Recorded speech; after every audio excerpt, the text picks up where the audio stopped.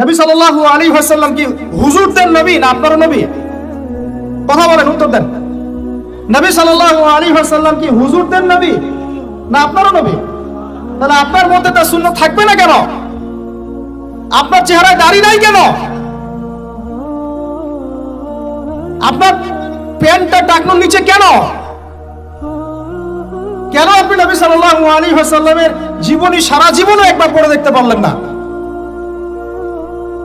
নবী সাল্লাল্লাহু আলাইহি ওয়াসাল্লাম 23 বছর আপনার আমার জন্য কষ্ট করেছেন, মানুষের মার খেয়েছেন, গাল খেয়েছেন, তাকে 15 বার হত্যা করার চেষ্টা করা হয়েছে, তাকে দেশ থেকে বের করে দেওয়া হয়েছে, গলায় দড়ি পেঁচিয়ে টান দেওয়া হয়েছে, পিঠের মধ্যে উঠে নাড়ি ভুড়ি চাপানো হয়েছে, দাঁত ঘুষি মেরে দাঁত ফেলে দেওয়া হয়েছে, মাথা ফাটিয়ে দেওয়া হয়েছে, পা ভেঙে দেওয়া হয়েছে।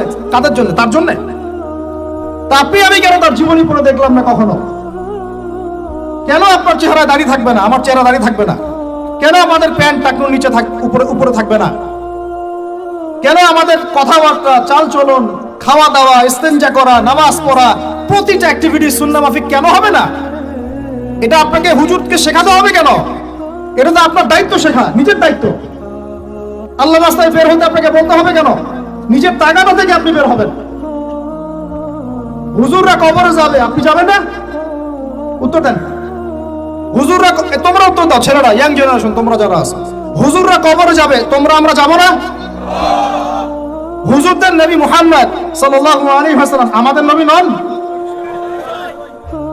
নবী সাল্লাল্লাহু আলাইহি ওয়াসাল্লাম শুধু সাহাবীদের জন্য আসছিলেন না আমাদের সবার জন্য আসছিলেন? নবী সাল্লাল্লাহু আলাইহি ওয়াসাল্লাম সারা জীবনে যে কষ্টগুলো স্বীকার করেছেন তা নিজের জন্য না আমাদের জন্য? কিয়ামতের মাঠে তার সুপারিশ ছাড়া আপনি পার পাবেন? তাহলে আপনাকে সুন্নাত কেন শেখাতে হবে? কেন আপনাকে মেসি নেইমারের হিস্ট্রি পড়াতে হয় না? আপনি তো নিজেই জানেন। কেন আপনাকে এই নায়িকাদের হিস্ট্রি পড়াতে হয় না? আপনি নিজেই জানেন, খোঁজ খবর নেন। কিন্তু মুহাম্মদ সাল্লাল্লাহু আলাইহি ওয়াসাল্লাম সম্পর্কে এত গাফেল কেন? সুন্নাত না জানলে বেদাত চিনবেন কিভাবে? সুন্নাত চিনলে পরে তো বেদাত চেনা যাবে যে এগুলো সুন্নাত, এগুলোর বাইরের গুলো বেদাত। তখন তো বেদাতের আলাদা করে সংজ্ঞা আপনাকে শেখাতেই হয় না। মুসলিম পরিবারে জন্ম নিয়েও তাওহীদ চিনতে পারছি না, শিরকের মধ্যে লিপ্ত আছে। সুন্নাত চিনতে পারছি না, বেদাতে লিপ্ত আছে। নামাজ, সুবহানাল্লাহ, মুসলিম পরিবারে জন্মগ্রহণ করে নামাজ পড়েন না কেন? নামাজ কি হুজুরদের উপর ফরজ? বলেন। আপনার বয়স কি 10 বছরের নিচে? তাহলে আপনি নামাজ পড়েন না কেন? ফরজ মানে কি? আপনি ইচ্ছা হইলে করলেন, ইচ্ছা হইলে করবেন না, নাকি? এটা ফরজ? ফরজ হয়তো বোঝেন। ফরজ কি? ওই যে প্রত্যেক রাতে যে মেয়ের সাথে খষ্টি নষ্টি না করলে আপনার ঘুম হয় না, ওইটা হচ্ছে ফরজ। স্কুলে কলেজে গিয়ে মেয়েদের সাথে অ্যাফেয়ার্স করা, ডেটিং করা, এই পাবজি খেলা, আমাদের সবার উপর এখন ইউটিউবিং, ফেসবুকিং ফরজ। ফরজ বোঝেন, এইভাবে বোঝেন, এগুলো হচ্ছে ফরজ আপনার উপরে। তো সালাত, হাইয়া আলা সালাত প্রত্যেক দিন আপনার কানে যায়, কেন সালাতে আসেন না? হাইয়া আলাল ফালাহ আপনার আমার কানে যায়, কেন সালাতে আসেন না? কখন সালাতে আসবেন? ছোট ভাইরা কখন সালাতে আসবেন? যখন আপনার বয়স হবে 50, ওই সময় এসে প্রথম কাতারে চেয়ার নিয়ে দৌড়াদৌড়ি করবেন। থাকে বয়স্করা, বৃদ্ধরা, যুবকরা নাই। আর ওই সময় চেয়ার নিয়ে মারামারি, কারণ এখন তো সেজদা দেওয়ার মতো শরীরে ক্ষমতা নাই। আর কে আগে চেয়ার দখল করতে পারে, ওই হচ্ছে প্রতিযোগিতা। তখন আপনারা কি, আমরা কি ওই সময়ের জন্য অপেক্ষা করছি? সুবহানাল্লাহ। নামাজ পড়লে কি আপনি জঙ্গি হয়ে যাবেন? নামাজ পড়লে আপনি কি মানবতা বিরোধী অপরাধী হয়ে যাবেন? এই ফাইজলামি মার্কে কথাবার্তা যারা বলবে, সমাজ থেকে বয়কট করে দিবেন। আর সামাজিক প্রতিবাদ গড়ে তুলবেন। এই শব্দগুলো সস্তা করতে করতে যাকে তাকে যা ইচ্ছা তাই বলে বেড়াচ্ছে। ধর্মের কথা, ইসলামের কথা বললেই মানুষ সন্ত্রাসী হয়ে যায়। আমরা কি শান্তিপূর্ণ পরিবেশের মধ্যে অশান্তি সৃষ্টি করতে চাই? কোশ্চিন গেলেও নয়। কিন্তু আপনার ছেলে, আমার ভাই আপনার বোন নামাজ পড়বে না কেন? নামাজ পড়লে কি মানুষ খারাপ হয়ে যাবে? বাংলাদেশে যে শিক্ষা প্রতিষ্ঠানগুলো সবচেয়ে ভালো করে, এই তো আপনাদের এখানে ক্যাডেট কলেজ আছে না, রেজাল্ট ওদের চেয়ে ভালো কেউ করে? দেখেন প্রত্যেকটা স্টুডেন্ট যাদের নামাজ ফরজ, নামাজ পড়ে ঠিকঠাক মতো, 5 ওয়াক্ত নামাজ টাইম টু টাইম পড়ে। 5 ওয়াক্ত নামাজ তারা টাইম টু টাইম পড়তে পারে। ফিজিক্যাল এক্সারসাইজ করে, খাওয়ার সময় খায়, খেলার সময় খেলে, ঘুমের সময় ঘুমায়, পড়ার সময় পড়ে। তারা ভালো করে না? ভাই মুসলিম পরিবারে জন্ম নিয়েও নামাজ পড়ি না। আরো বড় কথা তো বলতে বাকি আছে এখন। মুসলিম পরিবারে জন্ম নিয়েও হালাল খায় না, বেশিরভাগই হারামের সাথে থাকে। আমাদের সমাজের ম্যাক্সিমাম সুদখোর এখন ম্যাক্সিমাম। আপনি 1 লক্ষ টাকা আর্ন করেছেন, রেখে দেন আপনার স্ত্রীর কাছে। 1 লক্ষ টাকা আর্ন করতে আপনার সময় লাগছে 12 মাস। প্রতিদিন শ্রম দিয়েছেন 10 ঘন্টা করে। ওয়াইফকে দিলেন, হে ফাতিমা, আয়েশা, মারিয়াম, হে খাদিজা, এই টাকাটা রেখে দাও, আমরা জমাই সেভ করি। সে মাশাআল্লাহ রেখে দিল। 10 বছর পর সে 1 লাখ টাকা বের করে আপনি দেখতে পাচ্ছেন, আরে 1 লাখ টাকা তো 1 লাখ টাকার মানে নাই, এর মান তো কমে 80,000 টাকা হয়ে গেছে। কথা বোঝা যায় না? মাথার উপর দিয়ে যায়? বুঝেন কিছু? ওই যে 20,000 টাকা আপনি হারালেন, ওই 20,000 টাকা আর্ন করতে আপনার সময় দেওয়া লাগে নাই, শ্রম দেওয়া লাগে নাই। তারপরে শ্রম আর সময় গেল কোথায়? আমি যদি আপনাকে বলি, ভাই আপনাকে আমি 1 মাস চাকরি দিলাম, আমার ফার্মে কাজ করেন, 1 মাস কাজ করে আপনার স্যালারি হতো 20,000 টাকা, তা আমি সেটা যদি না দেই, আমি কি জালেম না? আমাকে কি আপনি শ্রদ্ধা করবেন না পিটাবেন? বলেন। এখন যে আপনার এই যে 1 মাসের শ্রম যে চলে গেল, 20,000 টাকা নাই, কে নিল? এটা কি ভ্যানিশ হয়ে গেল আসমানে? ইনফ্লেশন যখন হয়, টাকার মান যখন কমে যায়, মনে রাখবেন কিছু কমলে কিছু বাড়ে। আপনার কমলে কারো বাড়ে, আপনার বাড়লে কারো কমে, এটাই নিয়ম। ব্যবসা করছেন আপনি, আপনি লাভ করলে কেউ লস করবে, কেউ লস করলে আপনি লাভ করবেন। টাকা ঘুরতে থাকবে মার্কেটের মধ্যে। এগুলো বোঝাবে কি? আসলে আমি তো এখানে এগুলা কথা ডিটেলস বলতে পারবো না, আমার আলোচনার টপিক একটা আছে, ওইদিকে যেতে হবে। অর্থনীতি নিয়ে আমাদের এত জ্ঞানের স্বল্পতা, এত জ্ঞানের স্বল্পতা, আর আমরা বিগত 20-30 বছর থেকে এমন বিষয় নিয়ে একে অপরের সাথে লড়াই করতেছি, মূল বিষয় বাদ দিয়ে। আস্তে আস্তে আস্তে আস্তে সুদের জালে আমরা একদম সবাই অক্টোপাসের মতো পেঁচিয়ে গেলাম। এগুলো যখন আমরা মানুষকে কিছু বোঝানোর চেষ্টা করি, এক শ্রেণীর ঘুমটাওয়ালা আছে, নাম শুনলে পিছন দিয়ে দৌড় দেয়। এরকম অনেকগুলো পতিতামে একটা জায়গায় থাকে, মানুষ ওখানে গিয়ে রাত কাটায়। এটা বলে পতিতালয়। এখানে কেউ ম্যানেজার, এখানে কেউ আগিয়ে দেয় দালাল, এখানে কেউ দরজায় দাঁড়িয়ে থাকে সিকিউরিটি গার্ড, এখানে কেউ মনে করেন রেজিস্টার নেয় লিখে। বুঝতে পারছেন? বুঝতে পারছেন?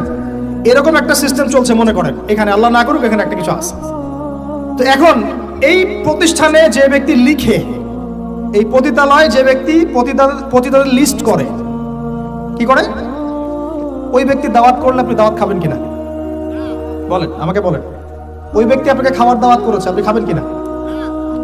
ওখানকার ম্যানেজার, যে ওটা ম্যানেজার, পতিতালয় ম্যানেজার, যে সে ম্যানেজ করে কার পরে কে যাবে, কার পরে কে যাবে, কাস্টমার আসলে ডিল করে, আপনি ওই ম্যানেজারের বাসায় খাবেন কিনা?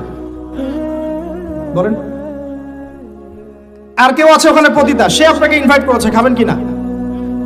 আর একজন ব্যক্তিকে আপনি স্পষ্ট দেখলেন, সে সেখানে ঢুকলো, কাজ করলো, বের হইলো, ওর বাসায় খাবেন কিনা? এখন হাদিস শুনেন, এবার হাদিস শুনেন।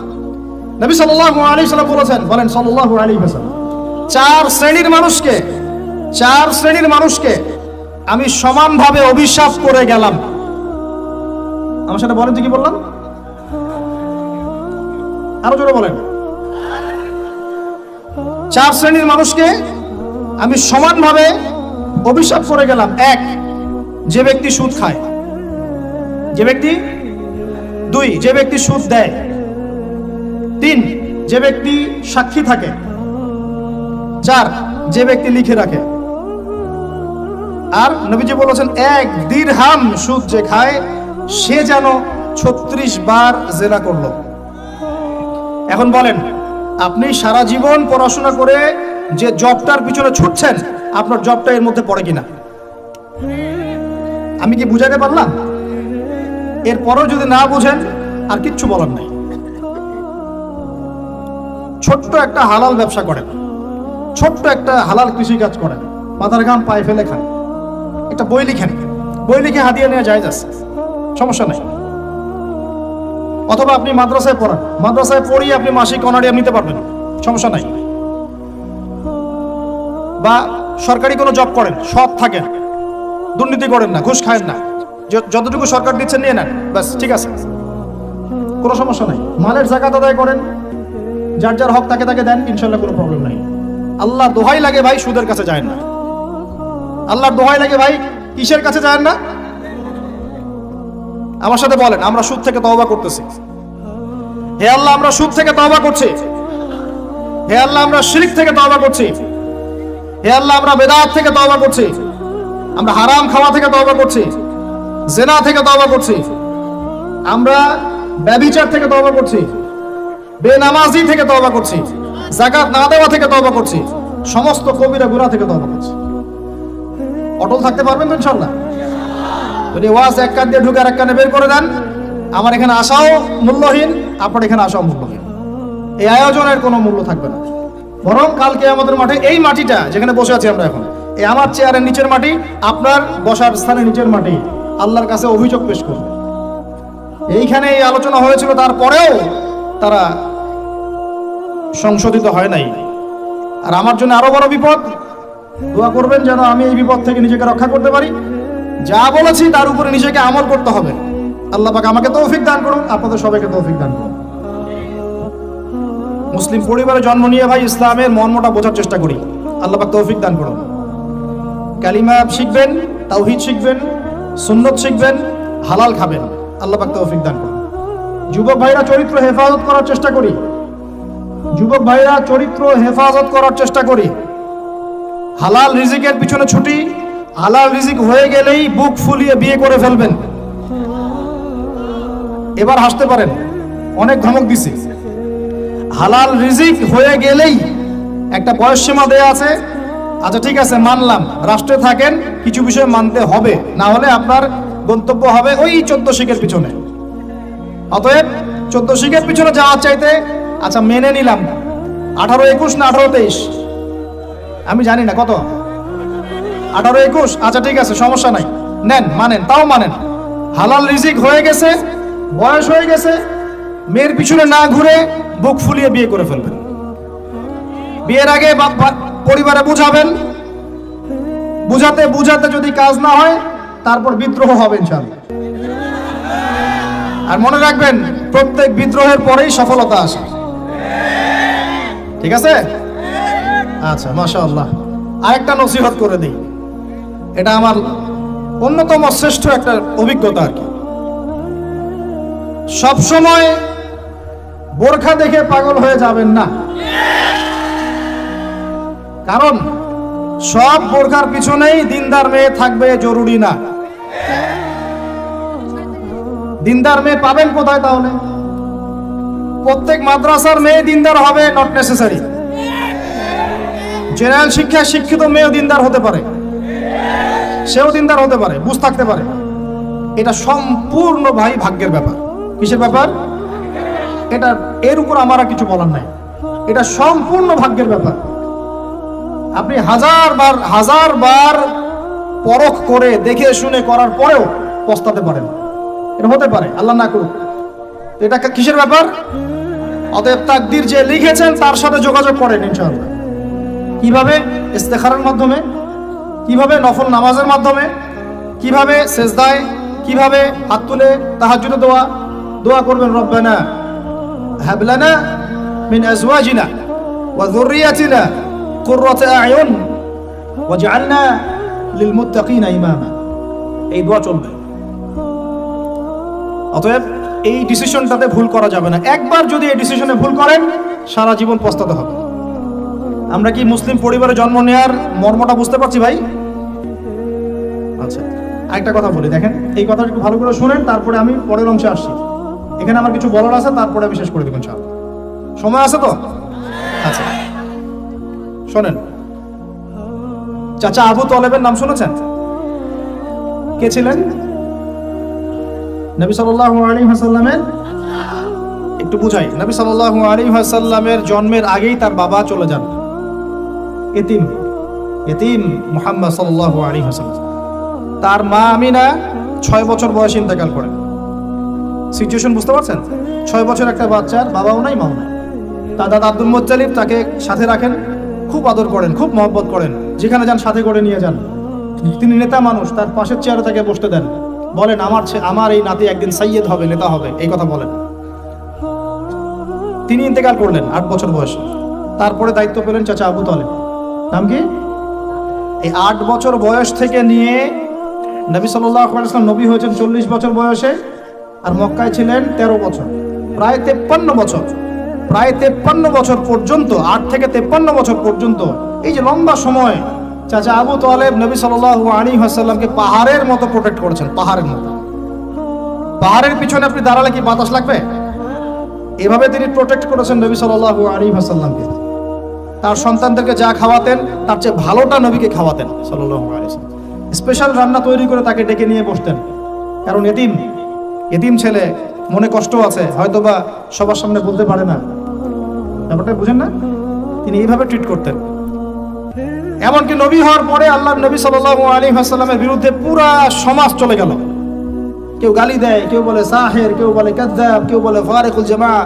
মানুষ গালিগালাজ শুরু করলো, নিন্দা গীবত তহমত শুরু করলো, অর্থনৈতিক বয়কট শুরু করলো, সামাজিকভাবে বয়কট করা শুরু করলো। এমন কোনো অত্যাচার নাই যা নবী সাল্লাল্লাহু আলাইহি ওয়াসাল্লামকে করা হয় নাই। বুঝতে পারছেন কথা? এইরকম একটা সিচুয়েশনেও চাচা আবু তালেব তিনি বলছেন, তারা তোমার দিকে আসতে পারবে না দলে দলে যতদিন আমি আবু তালেব দাফন হচ্ছি না মাটির তলে। কথা বুঝতে পারছেন? তারা তোমার দিকে আসতে পারবে না দলে দলে যতদিন আমি আবু তালেব দাফন হচ্ছি না মাটির তলে। এইরকম মানুষ চাচা আবু তালেব। মানে আমরা যারা এখানে উপস্থিত আছি, বাংলাদেশে 16 কোটি মুসলমান, সারা বিশ্বের যে এত কোটি মুসলমান, তার মধ্যে বেশিরভাগ মানুষকে যদি আপনি এক পাল্লায় রাখেন, চাচা আবু তালেবের অবদানটাকে আরেক পাল্লায় রাখেন, ওই পাল্লা ভারী হবে ইনশাআল্লাহ।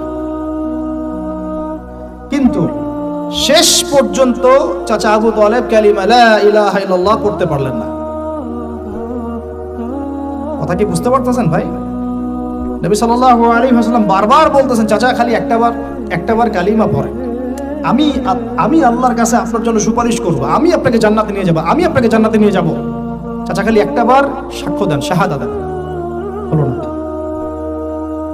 হাদিসের মধ্যে আসছে চাচা আবু তালেবকে জাহান্নামের সবচেয়ে উঁচু স্থানে রাখা হবে, যেখানে তার পায়ের গোড়ালি বা টাকনু পর্যন্ত আগুনে পুড়বে, এতেই তার মগজ টকবক করে ফুটতে থাকবে। নাউযুবিল্লাহ। নবী সাল্লাল্লাহু আলাইহি ওয়াসাল্লাম বলেন, আমি যদি না থাকতাম তাহলে আমার চাচাকে আরো নিচে রাখা হতো।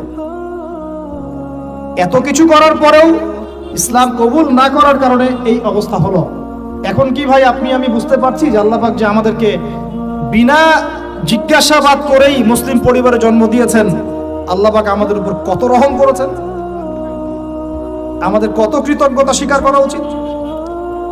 বিশ্বাস করেন, আমাদের যে সকালবেলা টয়লেট হয় না, ওয়াশরুমে যান টয়লেট করেন, আলী ইবনে আবি তালেব রাদিয়াল্লাহু আনহু এরকম বাথরুম থেকে বের হয়ে পেটে হাত দিয়ে বলতেন, মানুষ যদি জানতো এই যে শুধু ক্লিয়ার করে টয়লেট হওয়াটা কত বড় নেয়ামত আল্লাহ পাকের, তাহলেও সারা জীবন সেজদায় পড়ে থাকতো। আমরা এগুলা বুঝি না, শ্বাস নেওয়ার নেয়ামত বুঝি না, পানি পান করছি, পানি আল্লাহ পাক দিয়েছেন, এটা নেয়ামত বুঝি না, গরম পানিতে ওযু করে আসলে নেয়ামত বুঝি না, সুস্থ আছি নেয়ামত বুঝি না, প্রত্যেকটা অর্গান ভালো আছে শরীরের নেয়ামত বুঝি না, রক্ত চলতেছে নেয়ামত বুঝি না। আমরা আল্লাহ পাকের নেয়ামতই বুঝি না, শুকরিয়া আদায় করি না। আর ওই যে কালিমা লা ইলাহা ইল্লাল্লাহ আল্লাহ পাক পড়ার তৌফিক দিয়ে মুসলিম বানিয়েছেন, এটা তো মোটেই বুঝি না। কত বড় নেয়ামত আল্লাহ দিয়েছেন আর কত ইহসান আল্লাহ করেছেন। এইটা জাস্ট আজকের লেকচার শুনে বুঝে বাসায় চলে যান, তাহলে ইনশাআল্লাহ আপনার একটা কৃতজ্ঞতাপূর্ণ হৃদয় সৃষ্টি হবে, এবং এই হৃদয়টা সৃষ্টি হলে পরেই আপনি আল্লাহর দিকে ফিরে আসবেন ইনশাআল্লাহ। তো যুবক ভাই, আমি যে এত পাপ করলাম সারা জীবনেও, তারপরেও যে আল্লাহ পাক আপনার উপর আমার উপর শাস্তি নাজিল করেন নাই, এই ঋণটা কি আমি শোধ করতে পারবো কিনা? বলেন, আমার সাথে কথা বলেন, পারবো আমরা? এই যে সারা জীবন সুদ খেয়ে যাচ্ছেন, আল্লাহ যে গজব এখনো দেন নাই, আমি কি এই ঋণটা শোধ করতে পারবো? এই যে মেয়েগুলো তোমরা যে পর্দা করতেছো না, বেহায়ার মতো বেপর্দায় ঘুরে বেড়াচ্ছ, এখন আল্লাহ পাক এখনো শাস্তি দেন নাই, শুকরিয়া আদায় করতে পারবে?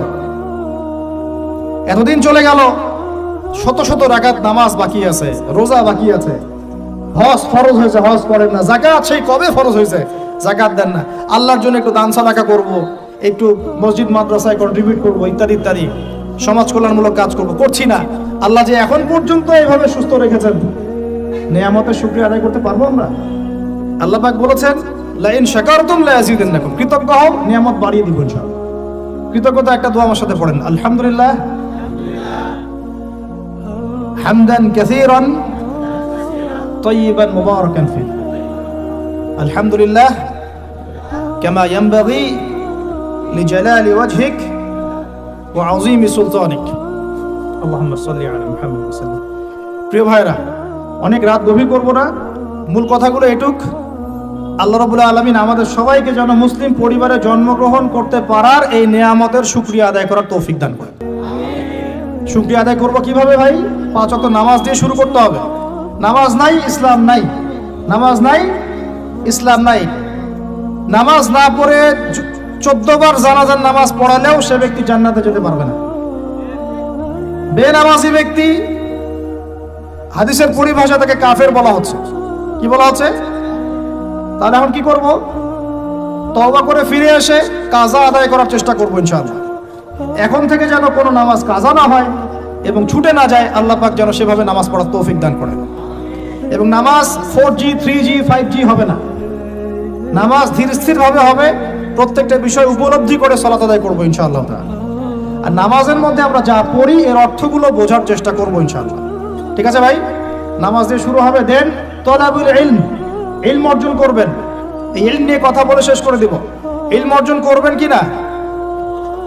ইলম অর্জন করা মুস্তাহাব না নফল না সুন্নাহ? নবী সাল্লাল্লাহু আলাইহি ওয়াসাল্লাম বলেছেন, তলাবুল ইলমি ফরিদাতুন আলা কুল্লি মুসলিম। প্রত্যেক মুসলমানের উপরে দ্বীনের জ্ঞান অর্জন করাটা ভাই কি? ফরজ। তাহলে আমরা জ্ঞান অর্জন করবো তো ইনশাআল্লাহ।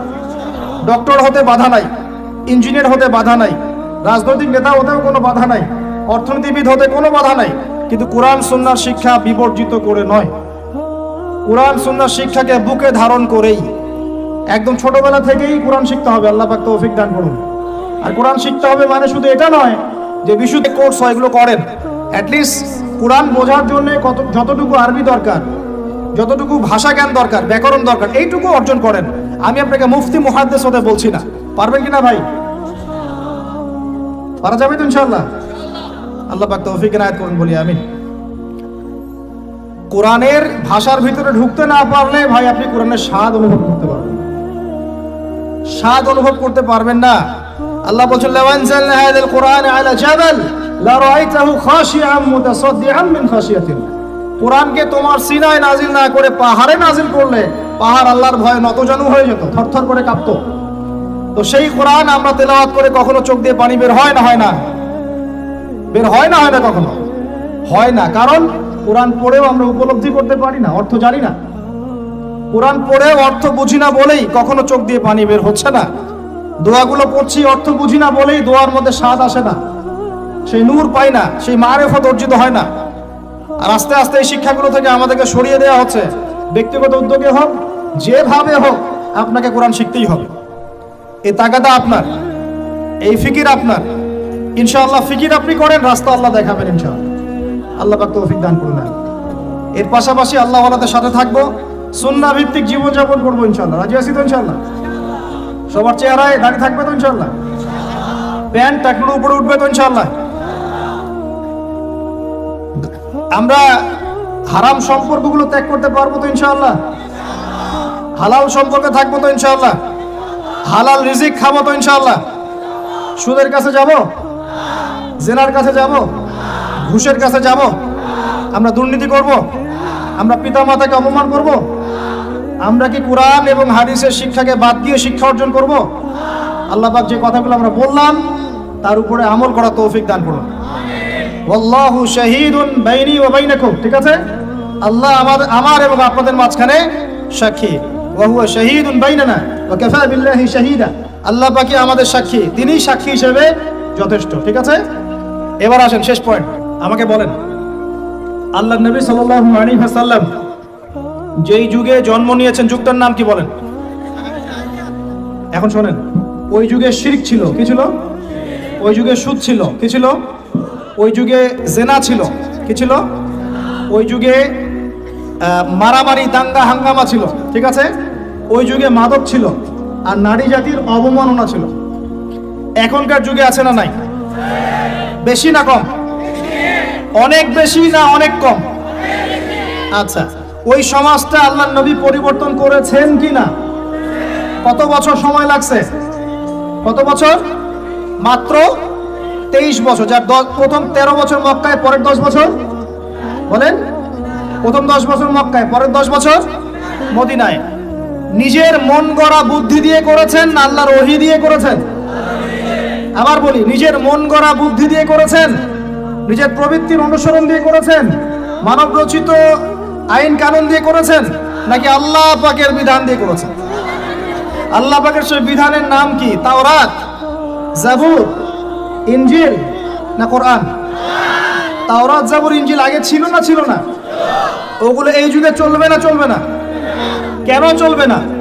কারণ কোরআন আসার পরে সব রহিত হয়ে গেছে। কোরআন আসার পর সব রহিত হয়ে গেছে। নবী সাল্লাল্লাহু আলাইহি ওয়াসাল্লামের পরে অন্য কোন নবীর অনুসরণ করলে চলবে কি চলবে না? চলবে? চলবে না। কেন? কারণ শেষ নবী এসেছেন, আমরা তার উম্মাহ, আমরা তাকে ফলো করব। শেষ নবী এসেছেন, শেষ আসমানি কিতাব নিয়ে আসছেন, এরপরে কোন আসমানি কিতাব আসবে? আসবে না। আর কোন নবী আসবে? আচ্ছা, এখন আপনারা এতটুকু সাক্ষ্য দিলেন, আমরা বুঝলাম যে আল্লাহর নবী সাল্লাল্লাহু আলাইহি ওয়াসাল্লাম সমাজ পরিবর্তন করেছেন আল্লাহর ওহী দিয়ে। কি দিয়ে ভাই? সেই ওহী সমান সমান কোরআন এবং হাদিস। কোরআন এবং ওহী সমান সমান বলি কোরআন এবং, আবার বলেন ওহী সমান সমান কোরআন এবং হাদিস। আছে না নাই? হাদিস লাগবে না লাগবে না? না শুধু কোরআন মানলেই হবে? শুধু হাদিস মানলে হবে? শুধু কোরআন মানলে হবে না দুটো একসাথে মানতে হবে?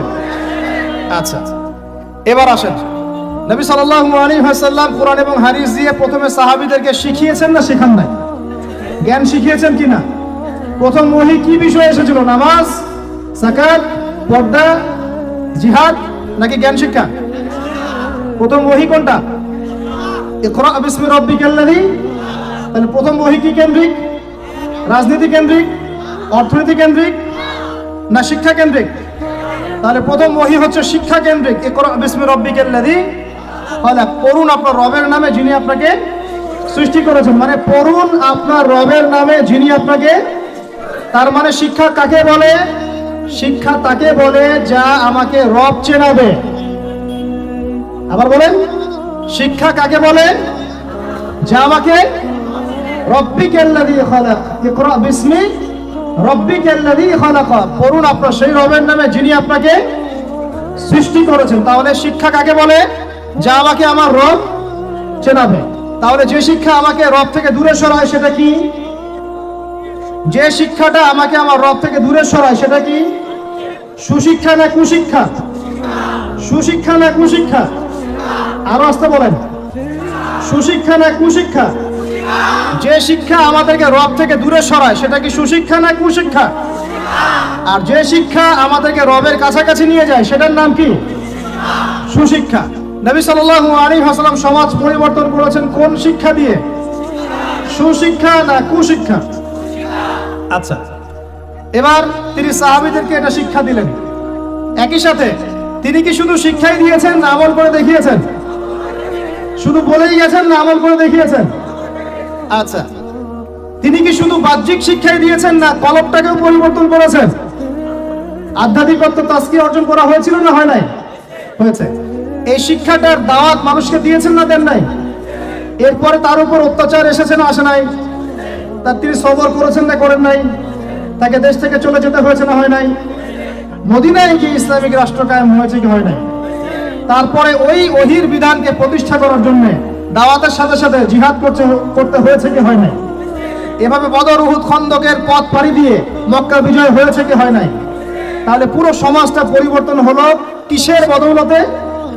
আল্লাহ পাকের ওহীর রেভলিউশন বা বিপ্লবের বদৌলতে। আবার বলি, আল্লাহ পাকের ওহীর রেভলিউশন বা বিপ্লবের বদৌলতে। এখন আসেন, এই সিলসিলা কি নবীর ইন্তেকালের পরপর বন্ধ হয়ে গিয়েছিল নাকি পুরো চলতে আছিল? চলতে আছিল।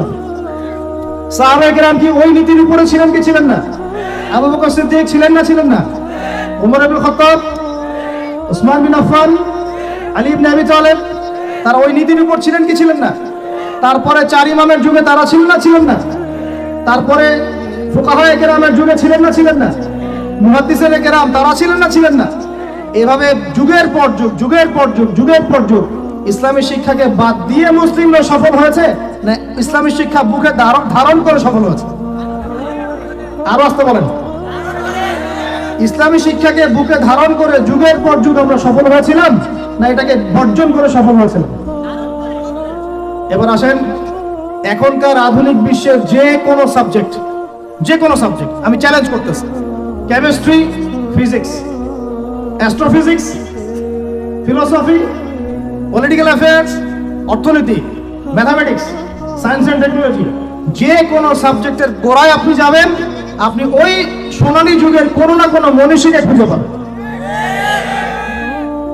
কথা বুঝতে পারলেন? এই বিশ্বের যে কোনো সাবজেক্ট কিসের প্রযুক্তির বড়াই করতেছেন? অ্যালগরিদম ছাড়া প্রযুক্তি অচল। আপনি ল্যাপটপ খুলতে পারবেন না, টাইপ করতে পারবেন না। যে বইটা ইসলামের এগেইনস্টে লিখেছেন ওই বইটা টাইপ করতে পারবেন না যদি অ্যালগরিদম না থাকে। আর সেই অ্যালগরিদম আবিষ্কার করেছেন একজন মুসলিম মনীষী। মেডিকেল সায়েন্সে যাবেন, মেডিকেল সায়েন্সের যত থিওরি আছে ইবনে সিনার বইয়ের উপর দাঁড়িয়ে আছে। কার বইয়ের উপরে? এই যে আপনি ফিলোসফিক্যাল থটসের কথা বলেন, দার্শনিক মতবাদগুলোর কথা বলেন, আপনি ইমাম গাজ্জালির বাইরে যেতে পারবেন না। আমি ইবনে রুশদের বাইরে যেতে পারবো না। আপনি অ্যাস্ট্রোফিজিক্সের কথা বলেন, কেমিস্ট্রির কথা বলেন, জাবির ইবনে হাইয়ান ছাড়া কেমিস্ট্রি অচল। তোমরা এগুলো জানো না? জীববিজ্ঞান এরা পারবে? জীববিজ্ঞান কি ইবনে সিনার থিওরির বাইরে যেতে পারবে? ম্যাথামেটিক্স ওমর খৈয়ামের বাইরে যেতে পারবে? আল খাওয়ারিজমির বাইরে যেতে পারবে? ইবনে রুশদের বাইরে যেতে পারবে? এরকম বহু নাম বলতে থাকলে সারা রাত যাবে, আমার কাছে নোট করা আছে। এমন কোন সাবজেক্ট নাই। এখনকার বিশ্বের চলমান শিক্ষানীতি নিয়ে এত কথা বলছেন, শিক্ষানীতি এইটা ওইটা, ইসলাম, সেকুলারিজম, ডেমোক্রেসি ইত্যাদি, কোন সাবজেক্ট আপনি এই বিশ্বে চালাতে পারবেন না যে সাবজেক্টের গোড়ায় কোনো না কোনো মুসলিম মনীষীকে খুঁজে পাবেন। বিশ্বকে আমরা করে দিলাম, বিশ্বকে কারা করে দিল? এইভাবে 1-2 বছর নয়, প্রায় 1200 বছর। কত বছর? প্রায় 1200 বছর এই পুরো বিশ্বটাকে আমরা শাসন করেছি। শুধু শিক্ষানীতি নয়, আমরা অর্থনীতি শাসন করেছি, আমরা পলিটিক্যাল অ্যাফেয়ার শাসন করেছি, রাজনীতি শাসন করেছি। ওরা আমাদের জমিতে থাকতো, ট্যাক্স দিয়ে, কর দিয়ে থাকতো। ওরা ইহুদি খ্রিস্টানরা আমাদের জমিতে থাকতো ট্যাক্স দিয়ে, কর দিয়ে। আর আজকে আমাদের ওদের কাছে লোন চাইতে হয়, ওরা শর্ত আরোপ করে। কোথায় আসছে আমরা চিন্তা করছেন? ইতিহাস সেই কবে ভুলে গেছে। শিক্ষার আপনি যে সেক্টরে যাবেন, আপনি গিয়ে দেখবেন সেখানে কোনো মুসলিম মনীষীর অবদান আছে। আপনি আল খাওয়ারিজমি বাদ দিয়ে, ইবনে রুশদকে বাদ দিয়ে, ইমাম গাজ্জালিকে বাদ দিয়ে, জাবির ইবনে হাইয়ানকে বাদ দিয়ে, ইবনে সিনাকে বাদ দিয়ে, এনাদেরকে বাদ দিয়ে আপনি সাহিত্য খুঁজে পাবেন না, আপনি দর্শন খুঁজে পাবেন না, আপনি ম্যাথামেটিক্স খুঁজে পাবেন না, কেমিস্ট্রি, ফিজিক্স, সায়েন্স খুঁজে পাবেন না। এখন আমাকে বলেন, ওই সময়কার এই মনীষীরা কি ইসলামী শিক্ষাটাকে বাদ দিয়ে শুধুমাত্র বৈষয়িক শিক্ষায় শিক্ষিত ছিলেন, না ইসলামী শিক্ষার সাথে বৈষয়িক শিক্ষা দুটোই শিখেছেন? কোনটা বলেন? কথা বলেন। একটা শিখেছেন না দুটোই শিখেছেন? এখন এই সিলসিলা চলতে চলতে চলতে এই 1914 সাল থেকে নতুন একটা নিউ ওয়ার্ল্ড অর্ডার শুরু হলো। শব্দটা কি বললাম? New world order. New world order আসলে 1914 থেকে না, আমি ভুল বলেছি, এটা ফরাসি বিপ্লব থেকেই শুরু হয়েছে। আর ফরাসি বিপ্লব হয়েছে 1789 না, 1789। এই যে 221 বছরের মতো এই সময়টুকুতেই নতুন একটা ওয়ার্ল্ড অর্ডার এসেছে। এই করতে করতে করতে শিক্ষা এখন 2 ভাগে ভাগ হয়ে গেছে। কয় ভাগে ভাই? একটা জেনারেল স্কুল অফ থট বা সেকুলার স্কুল অফ থট, একটা হলো ইসলামিক স্কুল অফ থট। আমার সাথে বলেন, একটা সেকুলার স্কুল অফ থট, একটা Islamic school of thought. Secular school of থটটা এমন ভাবে সাজানো হচ্ছে, শুরুতে বলেছি 20 বছর পড়বেন 20টা সূরা মুখস্থ করতে পারবেন।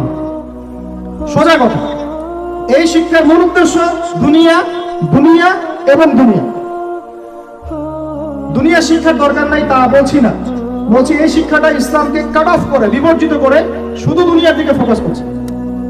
পক্ষান্তরে আরেকটা শিক্ষা যেটা ইসলামিক, এখানে মাশাআল্লাহ আমরা কোরআন হাদিস শিখছি বটে, তবে বর্তমান অর্থনীতি, বর্তমান রাজনীতি, বর্তমান ওয়ার্ল্ড অ্যাফেয়ার্স, বর্তমান জিওপলিটিক্স, বর্তমান দর্শন, এই জিনিসগুলোর ল্যাকিংস আছে।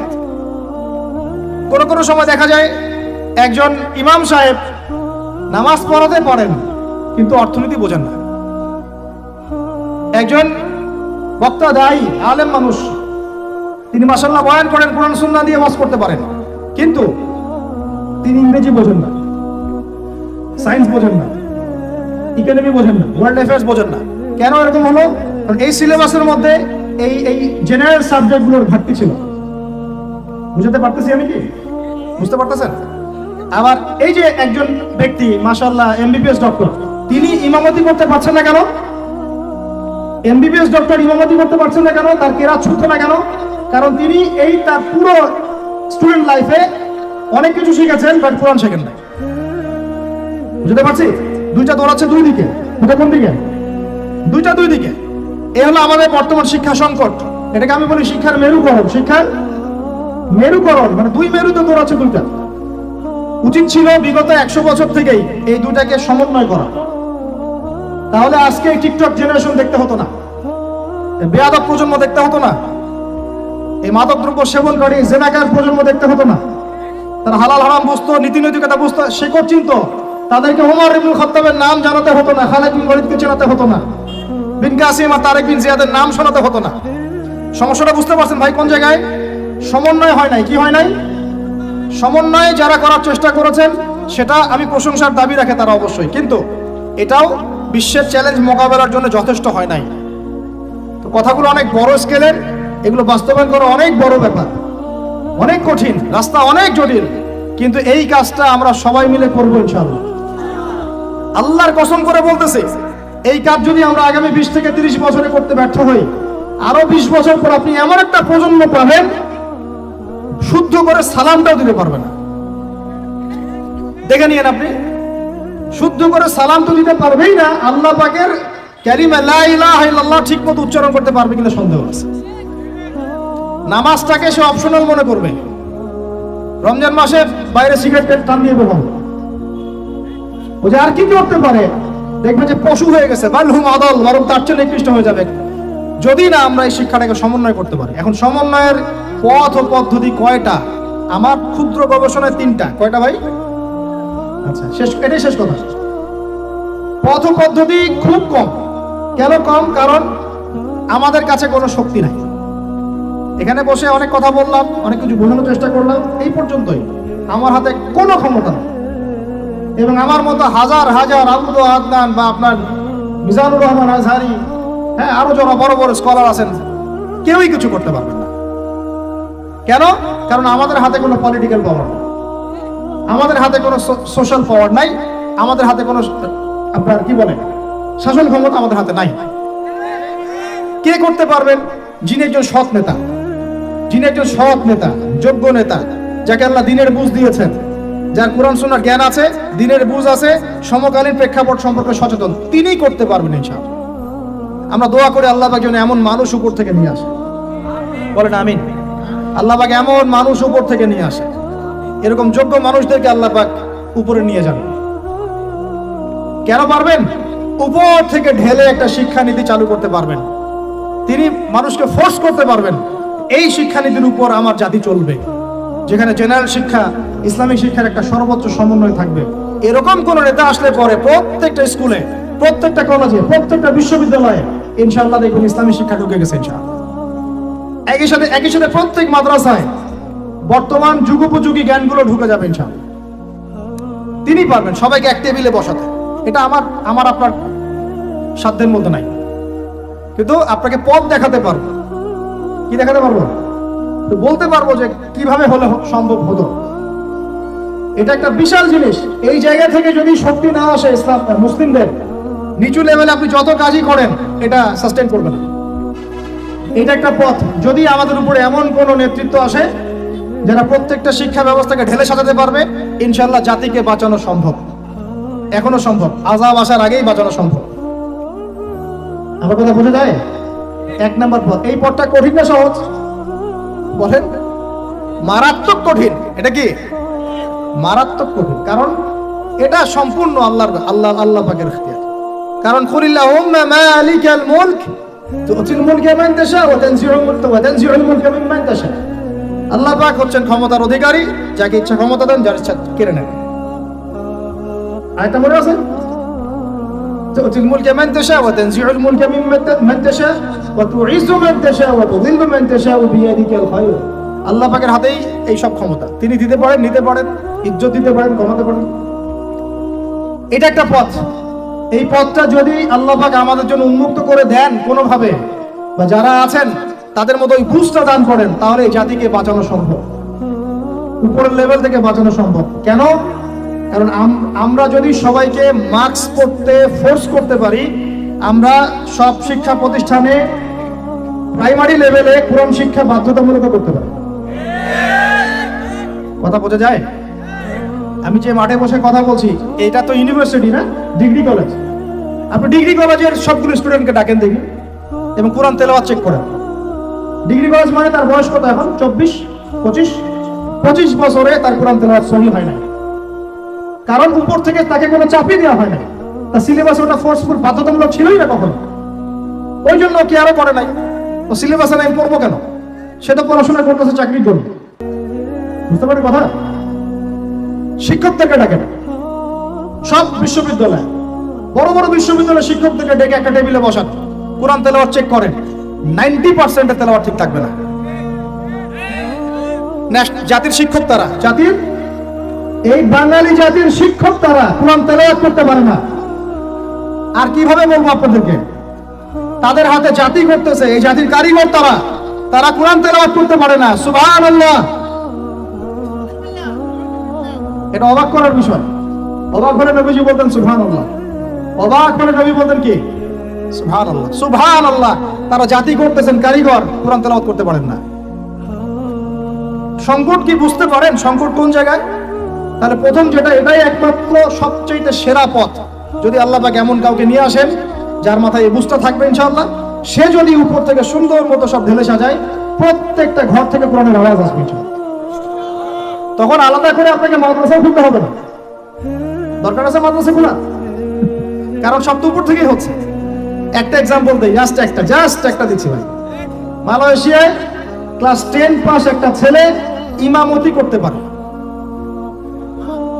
মালয়েশিয়ার ক্লাস 10 পাস করা একটা ছেলে ইমামতি করতে পারে। সে কোনো মাদ্রাসায় পড়ে নাই, স্কুলেই শিখেছে। কোথায়? স্কুলে।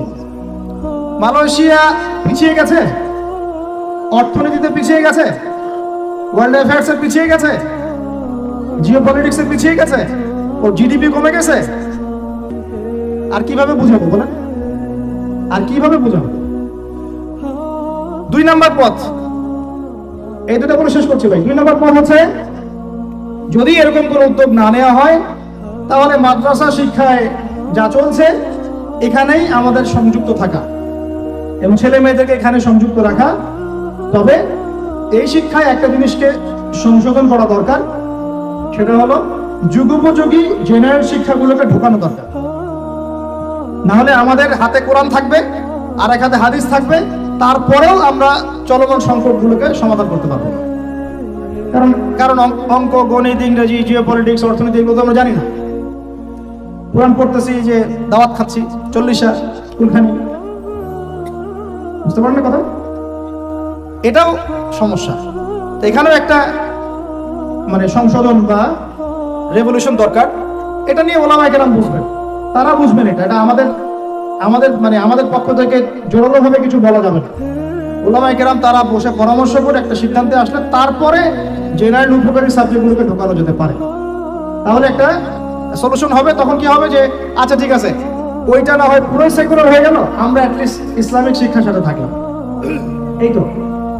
আর 3 নম্বর যেটা, যে নতুন নতুন শিক্ষা প্রতিষ্ঠানগুলো বিভিন্ন জায়গায় যদি গড়ে তুলতে পারেন, যেখানে নতুন করে আপনি সিলেবাস প্রণয়ন করতে পারেন, জেনারেল শিক্ষা এবং ইসলামী শিক্ষার সমন্বয় থাকবে, একদম প্লে গ্রুপ থেকে শুরু করে বা নুরানি থেকে শুরু করে মাস্টার্স পর্যন্ত, দাওরা হাদিস পর্যন্ত গ্র্যাজুয়ালি আমার ছেলে মেয়ে পড়াশোনা করবে।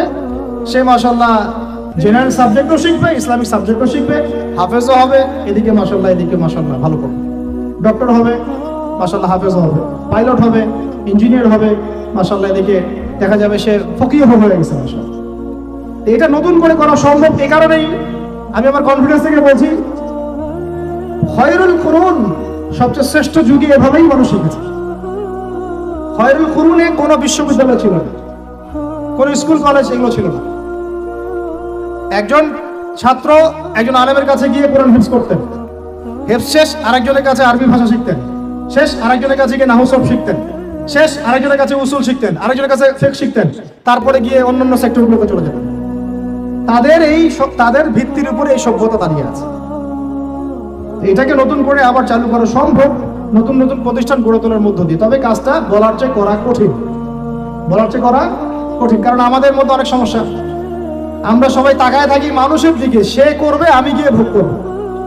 আপনার যদি আপনার সন্তানকে নিয়ে এতই ফিকির থাকে, আমার সন্তানের ভবিষ্যৎ নিয়ে আপনি এতই চিন্তিত থাকেন, তা আপনি কেন একটা মাদ্রাসা করতেছেন না, বা আপনি কেন একটা স্কুল করতেছেন না, বা আপনি কেন শিক্ষার সমন্বয় নিয়ে কথা বলছেন না, ভাবছেন না? আপনি কেন আপনার অর্থ কোরবানি করছেন না, কেন আপনার জায়গা কোরবানি করছেন না? এই উম্মার সব দায়িত্ব কি গুটি কয়েক মানুষের উপরেই?